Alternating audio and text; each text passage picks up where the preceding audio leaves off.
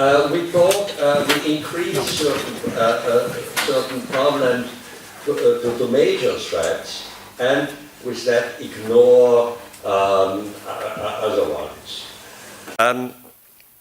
We find culprits, which are probably not the right culprits, but might support certain theories, ideologies, narrow-minded principalist thinking. One of the examples I want to come. Last week, or it's already 2 weeks ago, the OECD again cut its forecast for the global economy in both 2019 and 2020. The organization cited 2 reasons for that. The one is Brexit, and the other one is insecurity due to the United States-China trade dispute. At the same time, and under the same pretext, the European Central Bank decided to postpone its first post-crisis interest hike. Officials at the ECB said they consider the 2 above-mentioned threats as damaging for the Eurozone economy. We can certainly agree that Brexit is not helpful to the global economy and causes quite a bit of collateral damage. Now it's doubtful whether it happens or not, but also this insecurity doesn't help. But it is not a major threat long-term to the world economy. The so-called US-China trade war may soon be settled, and as we have seen before, it is a dispute, it's not a war. True, it is louder than most trade squabbles, but we can expect a settlement eventually. In fact, an agreement could put some competitive discipline, or discipline through competition on China that might even improve the efficiency of its economy in the long run. In light of this more pragmatic, longer-term perspective, one can easily come to the cynical conclusion that Brexit and the US-China trade conflict are godsends to the OECD and the ECB. They have a ready-made excuse for the failure of their prognosis and their refusal to accept basic economic facts. It is true that due to the present economic and fiscal situation in the Eurozone, it is, according to the philosophy of the ECB and the track record, difficult to increase interest rates. It would be a total disaster to the state finances, which anyway don't have huge deficits. But the dire economic situation is not caused by Brexit and was wholly foreseeable. The economic difficulties are mainly caused by the outsized role of government in the economy, resulting in misplaced incentives, over-regulation, which curbs markets and competition, and public deficits caused by irresponsible budgetary policies. This irresponsibility was even supported by the ECB through its bond purchasing program.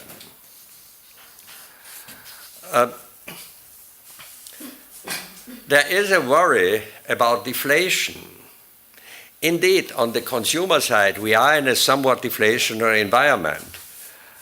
However, deflation is only damaging if it is due to overcapacity. Today's deflation in consumer products is due to production having become more efficient. Goods and services can be provided at lower and at equal or better quality. This is actually advantageous. But we have an inflation in the asset prices. We have not even an inflation, we are coming into a bubble. The credo prevails that economies can be enhanced and kept stable by strong government intervention, tax harmonization at a high level, some inflation, and excessive debt policies. This principalist, authoritarian, centralist, and also socialist doctrine leads to planned economies. Yet, it is seemingly accepted and even promoted by the OECD. Little wonder that its forecast was wrong.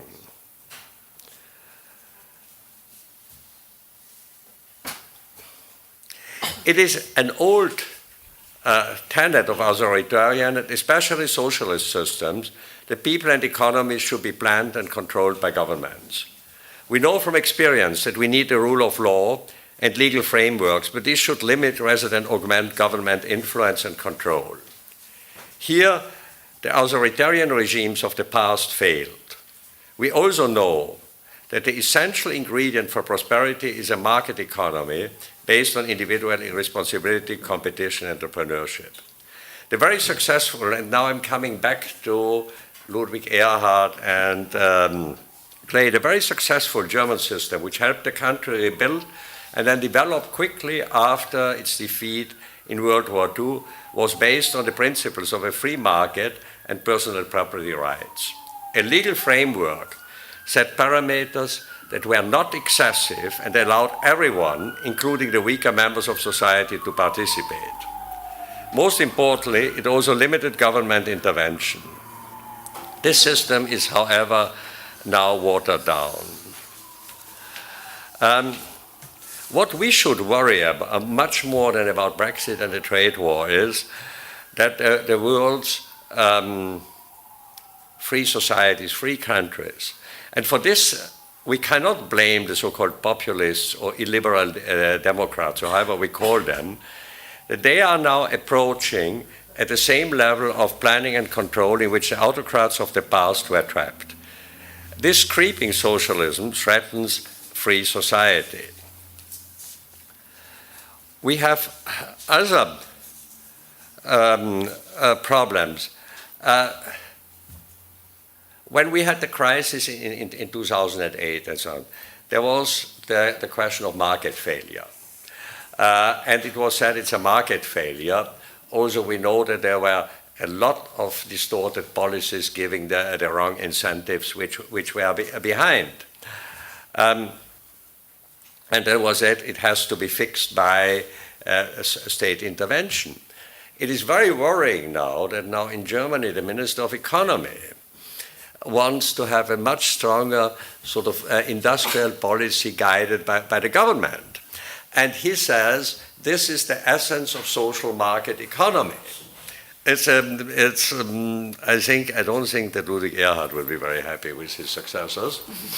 And this goes on in state intervention. But in the system, we are getting in one thing, we are getting into more and more debt. We haven't covered the retirement costs, which is not included in the debt figures. We have a huge healthcare cost problem. It was discussed about the US here before, but Europe has it the same. This all brings us again back to a way into, and now I'm following a bit the Hayek's idea of the road to serfdom, and unfortunately we are on this track.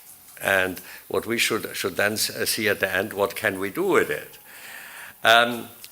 If we look at the monetary policies, Vladimir Lenin famously observed that the best way to destroy the capitalist system is to debauch the currency. And actually our monetary policy goes in that direction. Indeed, monetary instability wreaks havoc with the markets and breaks down social classes. It destroys the savings of the middle class in particular.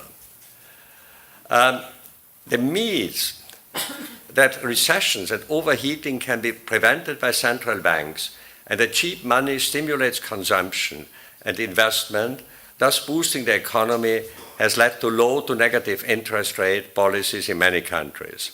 In reality, this policy causes speculative bubbles and crashes, destroys savings, and strains the affected country's social fabric. And we are going this way. And when we listen to Kenneth Rogoff, who is quite an influential economist, who even talks of negative interest up to -6%, and says this will incentivize consumption. And he says this state can produce as much money as it can, and apparently this will go on forever and ever. And this is also where common sense doesn't follow. This is very much theory. And this one of the Marxist-Leninist prescriptions for the West, this mind, is implemented here. Because savings give their owners with freedom of choice. That, because also personal data, that makes you dependent on somebody else. The loss of freedom in a debt-driven society increases dependence on public welfare, especially in retirement. That's with, again, costs. The IMF and some central banks, including in Germany's Bundesbank, have already ideas to accelerate this alarming socialization process by proposing to confiscate a considerable share of citizens' savings in order to cover government debt. This is already, it's very low profile, but it's already in the discussion. The monetarist interventions in the economy are amplified by overregulation and a mania for control. A combination of ever-growing government debt and elimination of the incentives to save that empowered bureaucracy is putting Western countries on a path to becoming planned economies. Once the currency is debased, savings taken away, property rights weakened to a point where they remain only on paper, a Marxist-Leninist socialization of the means of production is practically accomplished.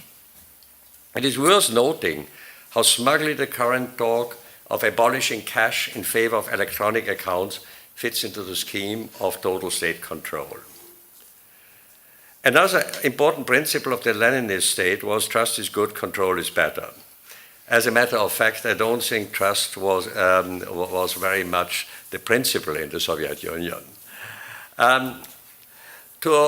Today's citizens of Western democracies are subjected to ever-expanding, all-encompassing registration and monitoring. Tax systems are becoming more complex, which justifies additional layers of supervision. Personal finances are scrutinized under pretext ranging from tax compliance to fighting terrorism, and private payments must be accounted for. An excessive exchange of data to and between authorities has become the rule, and this erosion of privacy meets little resistance. Lenin called those in the West who unwittingly helped the communist cynical agenda useful idiots. Nowadays, these are people who say to themselves, I'm honest, I have nothing to hide, and therefore I do not object to such controls. One thing is certain, the data will be misused. Freedom further restricted under this principle. Lenin put it succinctly, the way to crush the bourgeoisie is to grind them between the millstones of taxation and inflation. A free society can only grow based on freedom of choice and trust. In the early 1990s, the bankrupt and thoroughly compromised Soviet system left the scene. Incredibly now, the policies of the West, economic policies, monetary policies, are slowly walking in that direction. And I would like, and I always like to quote Ronald Reagan. Ronald Reagan made the difference between the communist and the anti-communist. He said the communist is a person who reads Marx and Lenin. The anti-communist is a person who understands Marx and Lenin. And I think this shows the issue. I could give a lot of other examples, but I think one is now especially striking. That is the inequality the discussion, which is framed that it said a big problem is Oxfam, concentration of wealth with very few people. One has to be a more just distribution of wealth, whatever justice is, because justice is a very subjective point of view, because people might consider justice different. But it is that this is also, we have to see that market economies, property rights, and that means also progress, innovation, means that there will be differences, and maybe sometimes increasing difference. But I think the importance is not to fight inequality, but to fight poverty. And with equality you can only achieve in an authoritarian system, because as also St. Thomas Aquinas once said, men are born equal, but they are born different.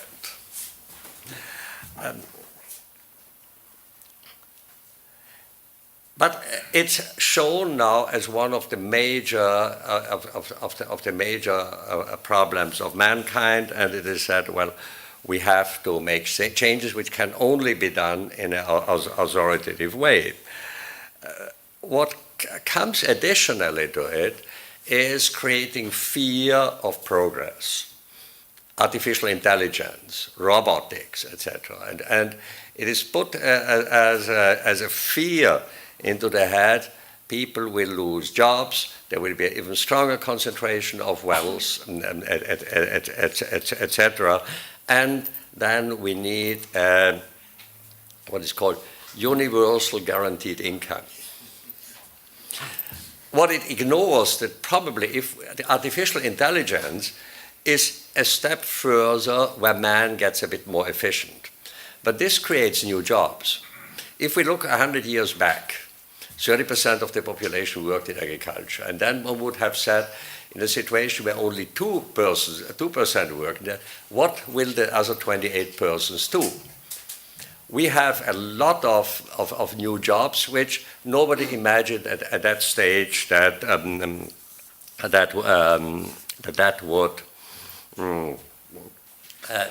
would happen, and there was fear then. But we have learned that that doesn't make things. I can remember when I was very young and I worked for Nestle, and we had a big market in South Africa. It was one of the most modern markets in South Africa. I think it was 1979, and then we installed in Johannesburg one of the most advanced computers. Was a thing about big like this room, a huge room, cooled down, etc. And there was a speech there. I remember there was the mayor of Johannesburg who said, okay, that's all wonderful, etc., but we really have to worry, because this one, in 15 years, there will be no accountants anymore. The world has never seen so many accountants compared to anything as today. So we shouldn't be afraid of that. But I think that the problem which we have, and then I have to close, Barbara looks very strict already. The problems that we have, this fear exists, this fear is repeated, this fear is used politically, it's also used intellectually. I think it's also some intellectual vainness which certain people want and want to stubbornly get through. So we have really to fight and to see that we can really change between real problem and fake problem. We know that we have this debt trap, and this debt trap will want to be used for more collectivization to get out. Because because we know the more debt, public debt exists, the less is the economic growth. This is an empirical fact. And when that comes, it will be again not a state failure, it will be considered as a market failure. And I think we have to be prepared for that. We had in 2008, we will get it again, and we will get another step to a more controlled society, and also a way in misery. And we have to choose between freedom and socialism. Thank you. Q&A. Yeah. Thank you very much, Your Serene Highness. I think this was a tour de raison from philosophical to really deep economics. I would like to open the floor for questions. Who has the first one? Please, Radu, grab the microphone.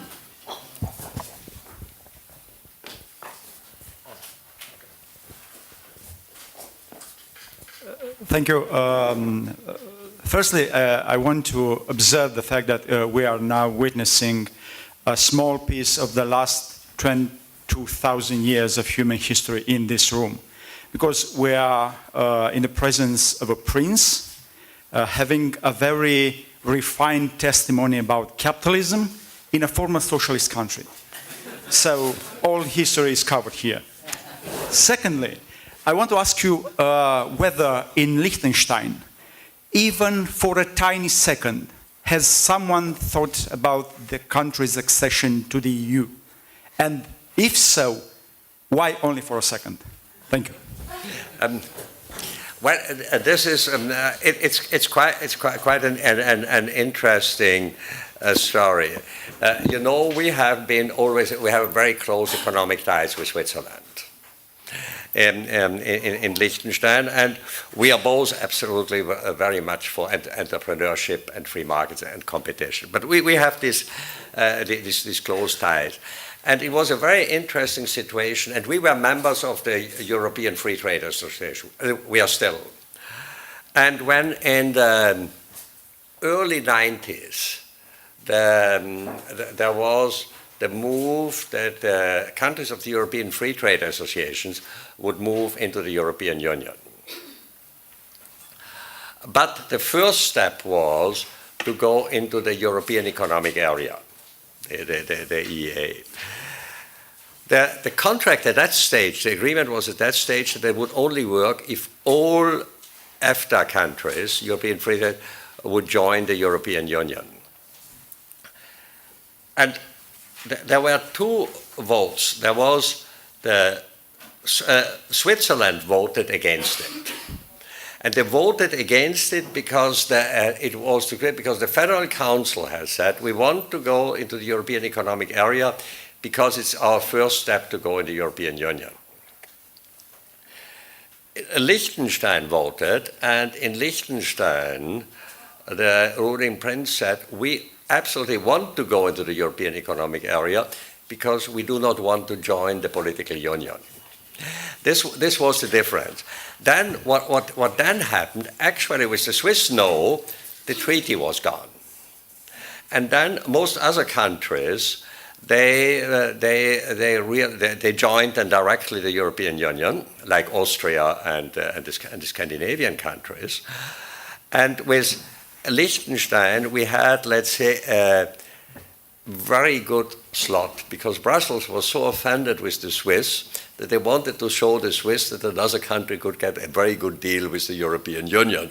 So we had this, for us, very favorable arrangement in the European Economic Area was actually thanks to Switzerland, because they had said no.